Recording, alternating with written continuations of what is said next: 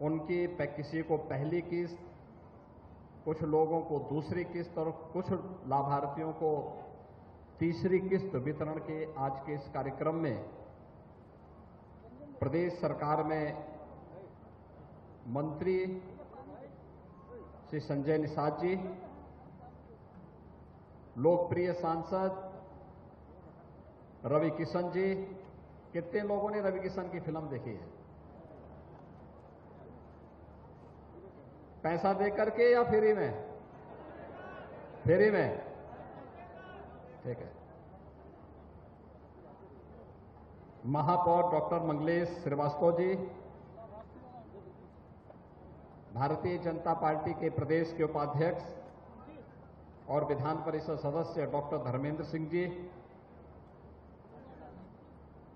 माननीय विधायक श्री फतेह बहादुर सिंह जी, श्री राम चौहान जी, श्री विपिन सिंह जी, श्री महेंद्र पाल सिंह जी, डॉक्टर विमलेश पासवान जी, श्री प्रदीप शुक्ला जी, जिलाध्यक्ष श्री युधिष्ठिर सिंह जी, महानगर अध्यक्ष श्री राजेश गुप्ता जी, आज के इस कार्यक्रम में उपस्थित 5100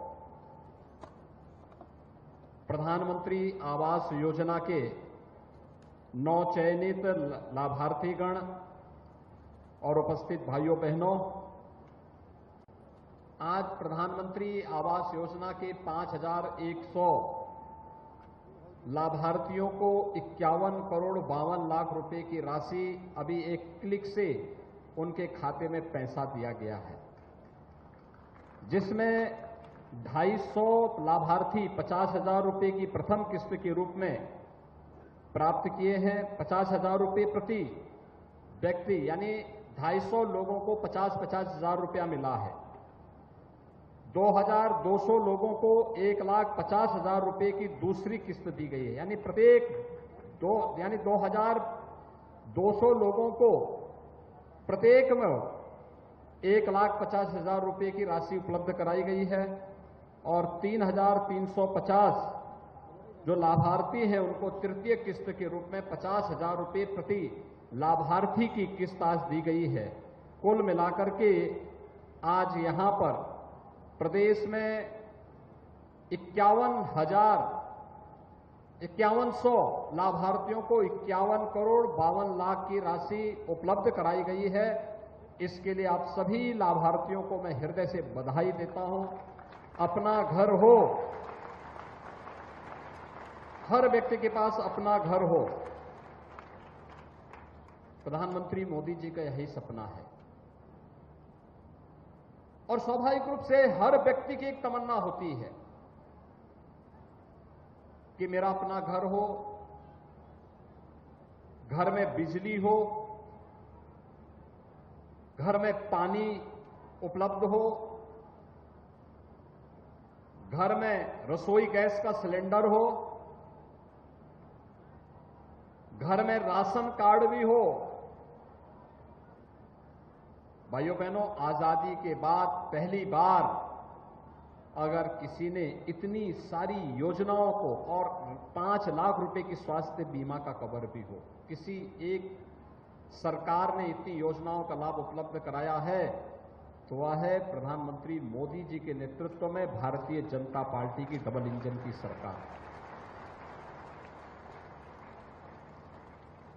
मुझे बताते हुए प्रसन्नता है कि हम लोगों ने अब तक गोरखपुर जिले में महानगर के अंदर 43,600 लाभार्थियों को प्रधानमंत्री आवास योजना में प्रधानमंत्री आवास उपलब्ध करवाए हैं। 43,600, जिनमें से 35,500 के मकान बनकर के तैयार हो गए हैं। वहां पर वे लोग अपने घरों में रह रहे हैं। और भाइयों बहनों, ये तो शहर का है।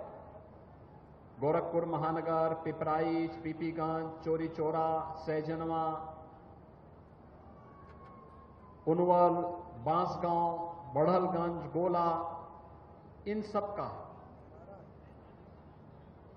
पिछले 6 वर्ष में ग्रामीण क्षेत्र में भी 61,184 लाभार्थियों को एक एक आवास उपलब्ध करवाया गया है। 61,184।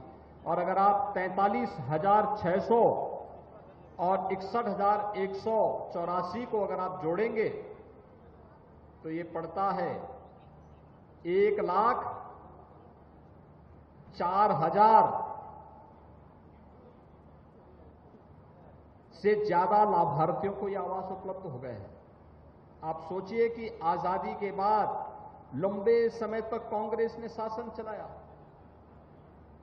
प्रदेश में लंबे समय तक समाजवादी पार्टी की भी सरकार रही, बहुजन समाज पार्टी की भी सरकार रही। इन लोगों ने, कांग्रेस ने गरीबी हटाओ का नारा दिया, लेकिन किसी गरीब की गरीबी नहीं हटाई। समाजवादी पार्टी ने भी नारे दिए, लेकिन वे नारे परिवारवाद और जातिवाद के शिकंजे में फंस करके भ्रष्टाचार के प्रतीक बन गए। और बहुजन समाजवादी पार्टी में हाथी का पेट इतना बड़ा था कि कुछ पूरा प्रदेश ही उसमें समा जा रहा था। और कारण था, इन्हीं भ्रष्टाचार के कारण, इन्हीं परिवारवादी लोगों ने, इन्हीं जातिवादी लोगों ने आपको शासन की योजनाओं से वंचित रखा। गरीब को न शौचालय दिया, गरीब को न आवास दिया, गरीब को न रसोई गैस का सिलेंडर दिया, गरीब को न राशन दिया, गरीब को न स्वास्थ्य बीमा का कवर ही दिया, और किसी भी योजना का लाभ किसी भी गरीब को नहीं लेने दिया। और परिणाम था कि उत्तर प्रदेश पिछड़ता गया। अगर जनता गरीब होगी तो प्रदेश समृद्ध नहीं हो सकता है, देश समृद्ध नहीं हो सकता है।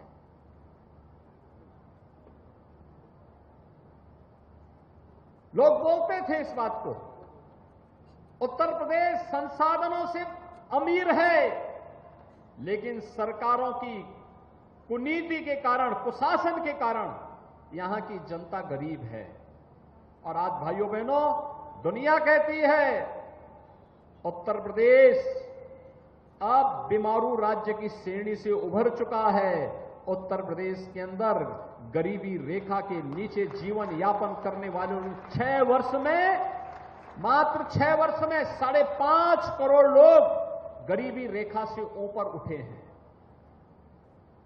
यह कार्य 1947 से लेकर के 2017 के बीच में भी हो सकता था, लेकिन भाइयों बहनों, इसको करने के लिए इच्छा शक्ति का अभाव था।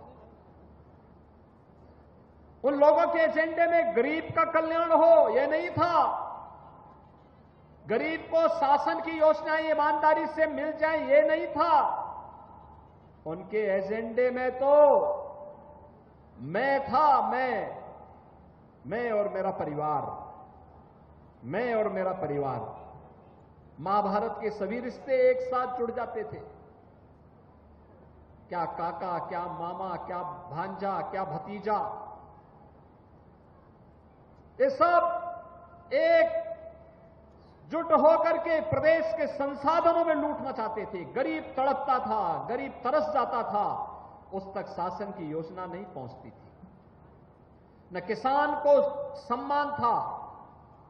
आज किसान को फसल बीमा योजना की गारंटी भी है, और साल में 3 बार 2-2 हजार रुपए की राशि प्रधानमंत्री किसान सम्मान निधि की भी प्राप्त हो रही है। भाइयों बहनों, जो बीमार हो जाता था उसका पूरा सब कुछ बिक जाता था, सब कुछ बिक जाता था। आज प्रदेश के अंदर 10 करोड़ लोगों को 5 लाख रुपए की स्वास्थ्य बीमा का कवर पीएम जन आरोग्य योजना के अंतर्गत आयुष्मान भारत योजना के अंदर उपलब्ध कराया जा रहा है। यानी गरीब के लिए स्वास्थ्य बीमा का कवर भी है, स्ट्रीट वेंडर के लिए, पटरी व्यवसायी हैं, ठेला खोमचा रेड़ी लगाने वाले, 27,000 से अधिक लोगों को, उत्तर प्रदेश में 9 लाख ऐसे परिवारों को हम लोगों ने अब तक पीएम स्वनिधि योजना के अंतर्गत बैंकों से ब्याज फ्री ऋण उपलब्ध कराने में मदद की। भाइयों बहनों, यह काम पहले भी हो सकता था, लेकिन पिछली सरकारों ने ध्यान नहीं दिया, उनकी रुचि नहीं थी। पिछले 9 वर्ष के अंदर जितनी योजनाएं देश के अंदर आई, अगर ईमानदारी के साथ पहले 2.5 वर्ष के अंदर समाजवादी पार्टी की सरकार ने उन योजनाओं को लागू करने का प्रयास किया होता, प्रदेश की प्रगति होती, गरीब का कल्याण होता, उनके चेहरे पर खुशहाली होती और उत्तर प्रदेश बीमारू राज्य की श्रेणी से उभरता, यहां की प्रति व्यक्ति इनकम बढ़ती। उन्होंने किसानों का शोषण किया, उन्होंने व्यवसायियों का शोषण किया, उन्होंने युवाओं के साथ अन्याय किया और उन्होंने महिलाओं की सुरक्षा को खतरे में डालने का काम भी किया। यहां से ज्यादा कौन समझ सकता है? ये जो सीजन है बरसात का, 15 जुलाई से लेकर के 15 नवंबर तक यह क्षेत्र भय और दहशत के साये में जीता था। न जाने कहां पर कब इंसेफ्लाइटिस की बीमारी किसी बच्चे को निगल ले। आज मैं कह सकता हूं, इंसेफ्लाइटिस को हम लोगों ने नियंत्रित किया है, पूरी तरह नियंत्रित किया है। इंसेफ्लाइटिस का संपूर्ण समाधान की घोषणा होनी बाकी है, बाकी उसका समाधान किया जा चुका है। पूरी तरह उन्मूलन की दिशा में घोषणा होनी मात्र बाकी है। और भाइयों बहनों, इंसेफ्लाइटिस 40 वर्षों में 50,000 से अधिक बच्चों को निगल चुकी थी इस क्षेत्र में, लेकिन डबल इंजन की सरकार ने प्रधानमंत्री मोदी जी के नेतृत्व में आज इंसेफ्लाइटिस को समूल नाश कर दिया, समाप्त कर दिया। आज यहां का बच्चा भी अब कह सकता है, सर्दी हो या गर्मी, बरसात हो या बसंत, उसका कोई बीमारी बाल बांका नहीं कर सकती है, क्योंकि गोरखपुर में एम्स और बीआरडी मेडिकल कॉलेज जैसे संस्थान अब हैं। हर जिले में मेडिकल कॉलेज है।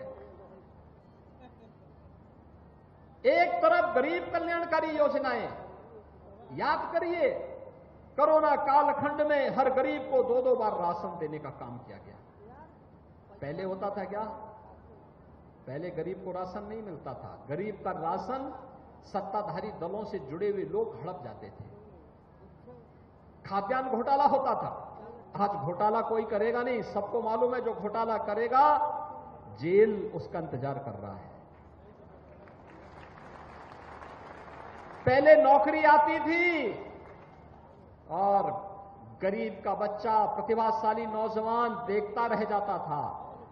सत्ता में बैठे हुए लोग नौजवान की नौकरी पे डकैती डालने का काम करते थे। आज किसी नौकरी में कोई सेंध नहीं लगा सकता है, और लगाएगा तो इससे पहले लगाएगा, उससे पहले जेल, उसके दरवाजे खोल करके जेल के अंदर ठूंसने का कार्य पुलिस उसको कर देगी।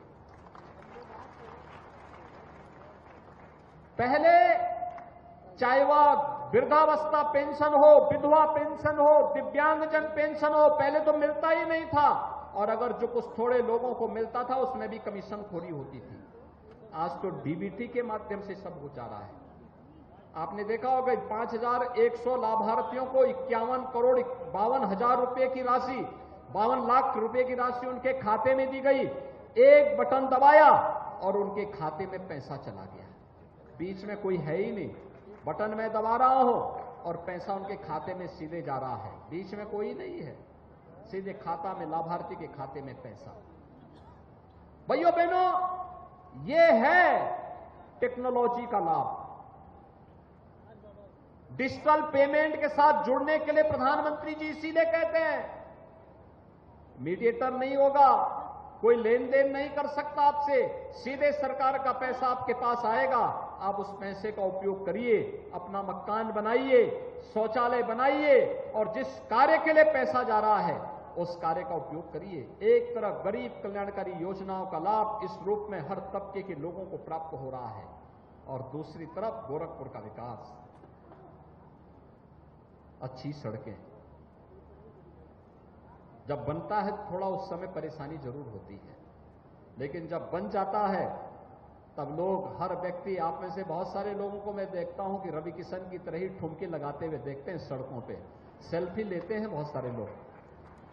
हमारे पास सबका फोटो आता रहता है, क्योंकि अब हम लोगों ने सीसीटीवी कैमरा लगा दिया है शहर में। सेल्फी लेते हुए सब लोग दिखाई देते हैं सड़कों पे। अच्छी सड़कें आज गोरखपुर की शोभा बना रही है, तो यहां का विकास भी आगे बढ़ा रहा है। विकास को कई गुना आगे बढ़ाया गया है। फर्टिलाइजर कारखाना देखो कितना फिर से फर्टिलाइजर का निर्माण भी कर रहा है, रोजगार भी दे रहा है और उस पूरे क्षेत्र के विकास में अपना योगदान भी दे रहा है। ये राप्ती जेल बाईपास का मार्ग जो स्पोर्ट्स कॉलेज होते हुए बरगदवा तक जाता है, नकाहा होते हुए 4 लेन का बन रहा है। ये भी खजांची में अब जाम नहीं होगा कुछ दिनों के बाद, जब यहां पे फ्लाईओवर बन जाएगा, सीधे ऊपर से उधर से लोग आके सीधे निकल करके सीधे बाहर निकल जाएंगे। मेडिकल कॉलेज वाला रोड ऐसे लगता है जैसे कोई विदेशी रोड हो। रामगढ़ ताल की तरफ आप जाएंगे तो रामगढ़ ताल तो शाम के समय एकदम आधुनिक पर्यटन केंद्र के रूप में विकसित हो गया है। क्या लाइट चमचमाती है वहां की, लोग जाते हैं, मनोरंजन भी होता है और हजारों गरीबों को रोजगार भी मिलता है वहां पे। बच्चों के लिए खाने पीने की चीज भी है और मनोरंजन के लिए सामने चिड़ियाघर भी है। आज क्या नहीं है गोरखपुर में, सब कुछ आपको मिल रहा है। एक तरफ गरीब कल्याणकारी योजनाओं का लाभ, दूसरी तरफ विकास की योजनाओं का लाभ। और इस सत्र में अभी प्रारंभ हो रहा है सैजनवा में अटल आवासीय विद्यालय, गरीबों के बच्चे वहां पढ़ेंगे। गरीबों के बच्चों को प्रवेश दिया जा रहा है, अत्याधुनिक शिक्षा। पब्लिक और कॉन्वेंट स्कूल में जिस प्रकार से अच्छी शिक्षा दी जाती है, उस कार्य को भी वहां आगे बढ़ाया जा रहा है। बेसिक शिक्षा परिषद के शहर के जितने विद्यालय होंगे, उन सब में पिछली बार मैंने अपनी विधायक निधि का पैसा देकर के फर्नीचर दिया था। इस बार ऑपरेशन कायाकल्प के माध्यम से सीएसआर का पैसा लेकर के उन सभी विद्यालयों में अच्छा फ्लोर दिया जा रहा है, बालक बालिकाओं के लिए टॉयलेट दिए जा रहे हैं, अतिरिक्त कक्ष देंगे, लाइब्रेरी देंगे, अच्छा फर्नीचर देंगे और सभी प्रकार की सुविधाओं से युक्त करके गरीब का बच्चा भी अच्छी शिक्षा प्राप्त करेगा। स्मार्ट क्लास भी वहां होगा।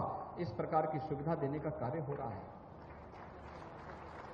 भाइयों बहनों, विकास की सोच के साथ हम सबको जुड़ना होगा और याद रखना, ये विकास ही सबका कल्याण करेगा। विकास की सकारात्मक सोच ही कल्याण का मार्ग प्रशस्त करेगा, प्रदेश को पहचान दिलाएगा और देश में अग्रणी राज्य के रूप में उत्तर प्रदेश को स्थापित करेगा। आज उत्तर प्रदेश में अगर विकास के प्रति हम भी परिवारवाद, जातिवाद के चक्कर में पड़ते, क्या होता? हम विकास नहीं करा पाते। आज जिसमें दृष्टि नहीं है, जिसमें बुद्धि नहीं है, जो अपनी संकीर्ण मानसिकता से ग्रसित हो, वही व्यक्ति बोलेगा कि विकास नहीं हो रहा है। लेकिन भगवान ने जिसको दृष्टि दी है, बुद्धि दी है, विवेक दिया है और जो राजनीतिक पूर्वाग्रह से ऊपर ईमानदारी के साथ प्रदेश के हित में सोच रहा होगा, उस हर व्यक्ति को प्रदेश के अंदर हो रहा विकास दिखाई दे रहा होगा। उस सबको दिखाई दे रहा है। आज उत्तर प्रदेश देश के अंदर सुरक्षित प्रदेश है। संगठित अपराध लगभग पूरी तरह समाप्त हुआ है। बेटियां सुरक्षित हैं। हर तबके का व्यक्ति अपने आप को सुरक्षित महसूस करता है। निवेश आ रहा है, भारी संख्या में निवेश। 1 करोड़ नौजवानों के लिए नौकरी की नई संभावनाओं को लेकर यह निवेश आएगा। 2 करोड़ युवाओं को टैबलेट और स्मार्टफोन वितरित किए जा रहे हैं। आधुनिक इंफ्रास्ट्रक्चर विकास की एक नई कहानी को कहता है और गोरखपुर में पहले यहां पर जो लोग उद्योग लगाए थे वे भागते थे, आज दुनिया के उद्योगपति गोरखपुर में उद्योग लगाने के लिए आना चाहते हैं, क्योंकि उनको लगता है गोरखपुर में संभावना है। एक नहीं, 4-4 विश्वविद्यालय आज के दिन पे गोरखपुर में काम कर रहे हैं। शिक्षा का आधुनिक हब गोरखपुर बन रहा है। महाविद्यालय हैं, इंटर कॉलेजेज हैं। कल हम लोगों ने इंटर कॉलेजेज के प्रबंधक और प्रधानाचार्यों के साथ 99 कॉलेज के जो सरकारी थे और सरकार द्वारा अनुदानित थे उनके साथ संवाद बनाया था। बहुत अच्छा संवाद था। कल विभिन्न व्यापारिक संगठनों के साथ भी मैंने उनकी समस्याओं के साथ बैठ करके उनकी बातें सुनी और सबने कहा कि साहब अब तो समस्या है ही नहीं, अब तो बिजनेस हमारा बढ़ रहा है। पूरा बिहार, पूरा नेपाल भी व्यवसाय के लिए गोरखपुर में आता है, यहां से खरीद करके लेके जाता है, तो लाभांश तो गोरखपुर में, प्रदेश में बढ़ रहा है। आज इसीलिए हम लोग आए हैं आपसे कहने के लिए, ये जो विकास की सकारात्मक सोच है इसके साथ हमें भी जुड़ना होगा। और सोच में इसलिए नगर निगम सफाई करा रहा है, अच्छी सड़कें दे रहा है, नगर निगम के द्वारा जल निकासी की व्यवस्था की जा रही है, पेयजल की व्यवस्था भी की जा रही है, लेकिन हमारा भी तो नागरिक दायित्व है।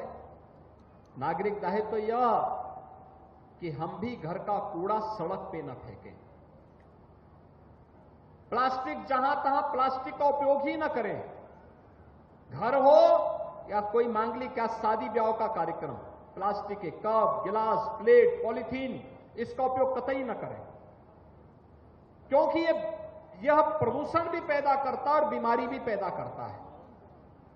इसका उपयोग कतई नहीं।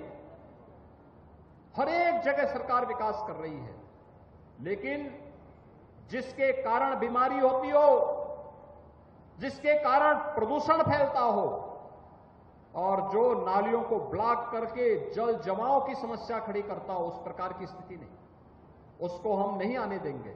और स्वच्छता, अभी गोरखपुर महानगर के अंदर सभी वार्डों में 80 वार्डों में 80 के 80 वार्डों में आपने देखा होगा स्वच्छता रैली निकाली गई। ये स्वच्छता रैली इसी बात को लेकर के हम स्वच्छता के प्रति जागरूकता पैदा करें। स्वच्छ हो, कहीं कूड़ा नहीं, पार्कों में भी नहीं, खाली प्लॉट में भी नहीं, सड़कों पर भी नहीं, हम डस्टबिन में ही कूड़ा डालेंगे। अगर ये संकल्प हम लोग ले लेंगे, हमारा शहर स्वच्छ और सुंदर दिखाई देगा। और गोरखपुर के बारे में जो पहले की धारणा थी उससे लोग उभरेंगे। पहले लोग ये मानते थे गोरखपुर में माफिया हैं, गैंगवार होता है, गुंडा टैक्स वसूली होता है। आज भाइयों बहनों, गोरखपुर में माफिया और मच्छर नहीं, गैंगवार और गुंडा टैक्स नहीं, आज तो गोरखपुर अपने विकास के लिए जाना जा रहा है, अपनी समृद्धि के लिए जाना जा रहा है।